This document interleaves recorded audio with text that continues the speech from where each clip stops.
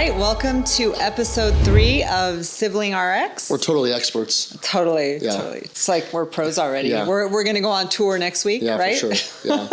Yeah. So what are we talking about today? Well, who are you? Oh, sorry, I'm Dr. Yas. Dr. Radi.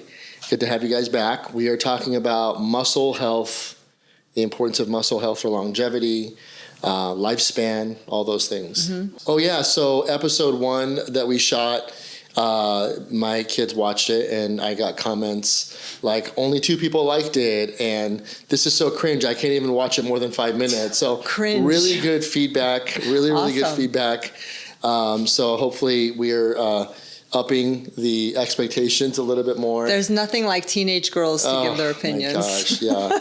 I think their eyes almost rolled out of their heads. They were going so red. So I gotta show my kids, see what they think. Yeah. Okay, so we're talking about muscle health, importance of muscle building and sustaining.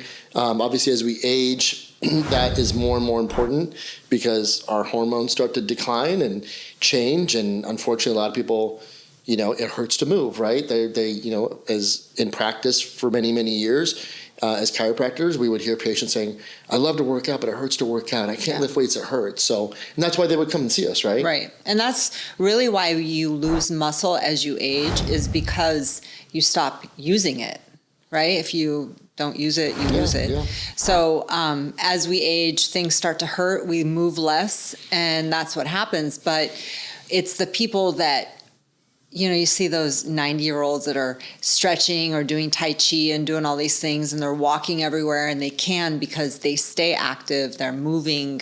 They never stopped. They never stopped. Yeah. So muscle is really important because not only does it help you age in a more healthful way, I guess if that's a word, but it actually helps. Muscle, they're calling it the organ of longevity. Mm-hmm. So in the United States, we have, I think, a 60% obesity rate at this point, compared to other countries like Japan only has a 4% obesity rate. Which I feel like it's been like that ever since we were born. Yeah, right? It really has. It was never like, 10 years ago we were... No. They have linked it to the last 20 years, actually 24 years since 2000, with the increase of chemical companies taking over the food industry. Yeah. It's caused severe ultra-processed foods, which cause more obesity. So the issue we're having in the United States is we have the most amount of gyms than any other country, and we're the fattest than any other country. Unhealthy. And the most unhealthy. And also, really, before I forget, disease care, that's big business. Oh, huge. Right? I mean, not to sound, unethical or immoral, but, there's a lot of chronic disease that is a massive business for pharmaceutical companies and all that stuff. It sounds inhumane because it is. Yeah. But people still have choices, right? Yeah. They don't have to succumb to living a certain way and then just ending up to be a statistic, So, right. Well, that's a whole nother episode. Yeah, for sure. So muscle health is huge. Obviously, again, I keep bringing it back but we have so many years of patient care, and there's not much we didn't see when people would come in with, back pain, hip pain, knee pain, whatever that is, and the people that were conditioned the best, meaning the people that were the fittest, recovered faster. They do, obviously, right? They're not going to. It doesn't matter what their age was. We could have 65, 70-year-olds who were fit. It doesn't mean they're benching 500 pounds, but they just stayed active. And if the guy threw his back out or had sciatic pain or had a disc issue, he or she would bounce back a lot quicker than somebody that was in their 30s that sat on their couch playing games all day long. So that's so true. Muscle is huge in that. It's very big. And when I talk to people about fitness, aging, longevity, all the rest of it, They say, well, what's your goal? Why do you lift weights so much? Why do you focus so much on muscle and eating protein? And I said, because I don't want to fall when I'm 80 years old and break a hip. And I want to be able to catch myself. I want to be totally autonomous when I'm older. I don't want someone to take care of me. And I will be one of those people that won't take care of you. Right. So I already know that. Thank you.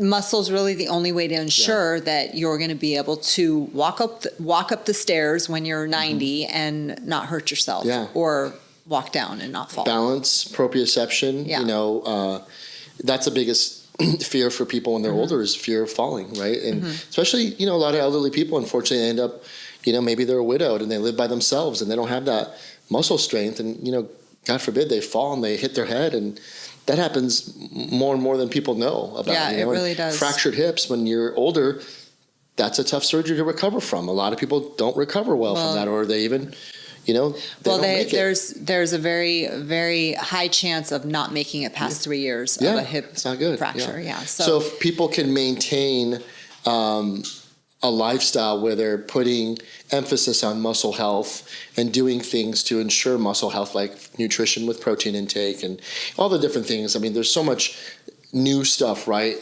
Creatine has become such a new craze now all of a sudden, but it's been around forever, right? Everybody's talking about creatine, taking creatine for muscle health, but yet you still have those people that have a gym membership and they go 5 days a week and they go to the gym and they get on that Stairmaster or they walk in the treadmill and then they pack up their bags and they go home and they feel like they're working out. It's still something, at least they're doing something, but they're certainly not helping their muscle health by doing just that. Right? No, they're actually burning their muscle. Yeah, they're burning and wasting away. Yeah, they're wasting their muscle. So muscle is actually. Do you know? I know you know what an endocrine system is, but muscle is actually an endocrine organ, right? Because the endocrine system produces all your hormones, and your muscle is actually one of those organs that produces hormones. So not only does it make you stronger as you age, or during the aging process, but it actually helps promote healthy hormone levels. So the more muscle you have, the less testosterone you're going to drop as you age, even though it's an inevitable thing. But less percentage. But less, right. The more bone mass you're going to have, the more better estrogen progesterone levels you'll have, even though it's inevitable that you need to supplement with those things as you go through menopause. But having more muscle as a woman going through menopause, you have less bone mass loss because you're constantly adding tension to those bones with resistance training, which helps build the bone. Do you remember way long ago when we first started our practice and we were doing bone density screenings all the time? All the time. DEXA scan, or I think, and it was, and I don't know why we stopped doing that, but we would test people's bone density and the wrist and Sprouts in the office, we would take this big old machine and do it anywhere, and we would check their bone density as a screening, right? It's not like what you would get done at like a imaging center, right? A little bit more thorough, but it was still a good screening tool to kind of let them know, are they in that osteopenia phase where it's early bone loss, or are they full-blown osteoporosis, right? And osteopenia or osteoporosis, obviously thinning of the bones, which makes people more susceptible for fractures and things like that. But a lot of it's because of lack of muscle strength, and of course diet. If they have a bad diet, their bone density is also going to be compromised and things like that. So, but it's everything. I think and you said something about hormones. As we get older, if we don't do the things to get our testosterone, for example, for men and women at a high level, then you're not going to be able to lift as much, right? You're not going to have that strength to put that muscle in tension for that muscle to grow. Or the motivation. Yeah, or the motivation to do, because you're like, I'm tired. I feel like crap. I don't want to go to the gym at 5 a.m. or 5 p.m, but that's why I think both of us are big advocates of hormone supplementation, whatever that is for you, and whatever safe ways for that particular person. But it's going to give you that strength to then go do that stuff and build that bone density or build that muscle mass. So absolutely. But so I still have friends that all they do is cardio. Yeah, they love cardio. And as women, it's really hard to change that mindset of, you know what, I only have 30 minutes. Let me go lift weights instead of get on that treadmill or the stairs or whatever. I know when I have a limited amount of time, I make sure I just do a full body workout, and I get it done, and then I leave. My cardio is like walking nowadays. I don't really do Hey, much what was cardio. that band thing we did the other day at the conference? Oh, what was that called? It was called the. I was trying to look it up and I couldn't remember. It was a blood restrictive. Yeah. Something, and it was so cool. It was like this resistance. It was almost like a blood pressure cuff on your arm and leg. Yeah, it like it constricted your circulation, and then as it was constricted, you would do the resistance band curls, and it would fatigue I was so your sore muscle. on Saturday. We come back Saturday. Were you sore? I was so sore Saturday. It was so weird. Yeah, well, I mean, it makes sense. Find out what that is. It was by Katsu. Katsu, yeah. I obviously at the gym, I hear people all the time. People are never happy. They complain about the workouts all the time, which it is what it is. I just kind of stay out of it. But people be like, this wasn't enough cardio, or why are we doing so much strength? And it's funny because in a gym like that, where if you come 5 days a week, you're going to get a little bit of everything, right? It's kind of programmed that way, but some people just want to do cardio. They just want to. My heart rate didn't go up at all today. Well, your heart rate can go up with a lifting session too. Not just doing the Stairmaster, and whatnot. I mean, kudos to people that are still going to the gym. At least they're doing something, but they're not getting the benefits if they're not doing the muscle work and the strength building and putting the good nutrients in their body with protein and that they should get. So absolutely. Longevity, obviously, we talked about it a little bit as people get older. Mm-hmm. So important, so. It is, and maintaining your muscle mass as you age. Past the age of 30, you lose 3% a year. That's a lot. Yeah, it's a lot. 3% of muscle mass. 3% of muscle mass, sorry, And then 30, you still have, your hormones are still hopefully okay. Yeah. And then imagine, we get in your 40s and then 50s, and that's even more. Well, for men and women, as hormones shift, that loss goes up even higher. And then more importantly in women, the bone mineral mass is really bone bad. Density is so important. I think that, I think as people get older, they remember some of the screening things that they have to do, from like a colonoscopy and for women a mammogram and things like that. Bone density, especially if you're at a risk or you have the genetic predisposition to be osteoporotic, you have to do those things to find out where you're at. Even simple labs people just forget to do annually to kind of find out how is their body functioning. And I know we're going to talk about labs and some of that other stuff down the road, because there's so much out there that people can do in the comfort of their own home, because people just don't like going to doctors, unfortunately. And even though we think it's important and whatnot, but there's still options for those people that don't want to get up and drive to wherever they're going to go see their doctor. But more and more things are being out there where, we can send kits to people's homes and they can do their blood work, or we can do a whole profile and just different things that we're working on that we're excited to share with our listeners down the road. So what else on muscle? So with body composition, it's so important to shift your mindset to think more towards, okay, what's my body fat percentage? You're saying it's better for people to measure their body fat percentage versus their weight. Yes, because someone who might be my same weight might have a completely different body composition, but we may weigh the same. And you might have a higher or lower body fat percentage. Yeah. And I know obviously the average scale at home doesn't do that for people. There are scales that you can get, but there's places you can go. Yeah, everywhere. There's in-body scans, and you can just figure out where your baseline is and do it every 90 days or whatnot. Right. And the more lean muscle mass you build on your frame, the higher your resting metabolic rate will go. So that means that when you eat something, whether it's a high carb meal or you burn it. Yeah. It's because muscle acts as like a glycogen sink, and it just absorbs everything. Yeah. And that's why when you see people that are really lean and you're like, how do they eat like that? Like, I can't believe you just ate like a whole pizza and dude looks like that. But there's some people that are just born that way, right? Because they naturally have a higher muscle composition. Yeah, so that is definitely, because that obviously is deflating for some people that are killing it at the gym. You're like, I can't look like that. There's no way. I'm here every day and I'm lifting every day. I'm eating right. I'm eating clean. I'm doing all the things, and and I still can't look like that person. Yeah, and certain ethnicities naturally have higher muscle mass.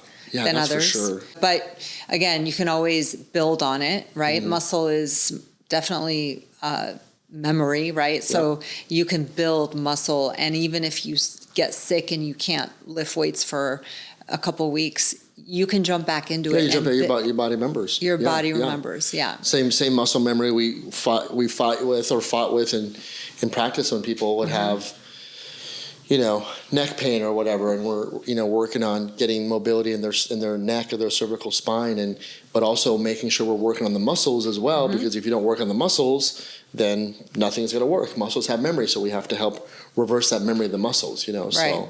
So what's one thing you do on a regular basis to make sure you're activating your muscles? Lifting. I mean, we lift. So, and how day. often would you say you lift? Almost every day. Yeah.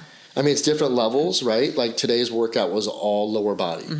It was lower body from regular rack squats to walking lunges to bicyclist squats, and like even just doing hamstring curls, like on sliders on a turf, right? Yeah. So activating the lower body, and then there was a sprint in between. So just activating the lower body for 45 minutes, 50 minutes. Yeah.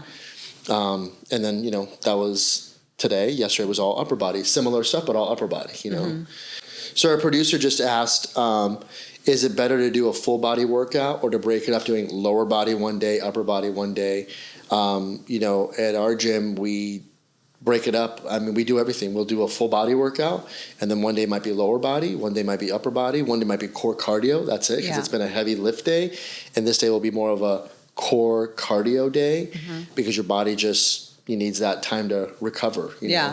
I always say, whatever it is that you can do to lift weights. Yeah. So if that means that week you do 3 full body workouts that week and that's all you can fit in, great.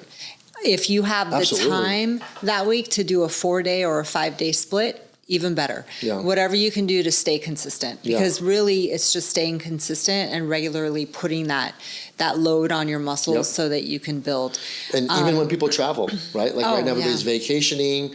I know that when we book hotels, I always look at the gym before I look at the rooms. I just want to see what the gym looks like, and it never looks like the pictures. So I was like, this wasn't the gym image that I saw. And even if you don't have a gym, take some resistance bands or just body weight. Easy, There's always something to do. But one thing that's really interesting that people don't talk about is when you talk about protein intake and maintaining muscle, and everyone always talks about how much protein you should eat. And yes, you should have, ideally you should eat, they say 0.8 to a gram of your body weight. Yeah, I say it's just easier to do your ideal body weight. So if you want to weigh, as a female, 130 pounds and you weigh 150, just eat 130 pounds. So, but one thing people fail to talk about is the type of protein, because the source of protein. Yeah, because there's nothing against vegetarians, but vegetarians think they can get enough protein, and you can get enough protein if you're sourcing enough.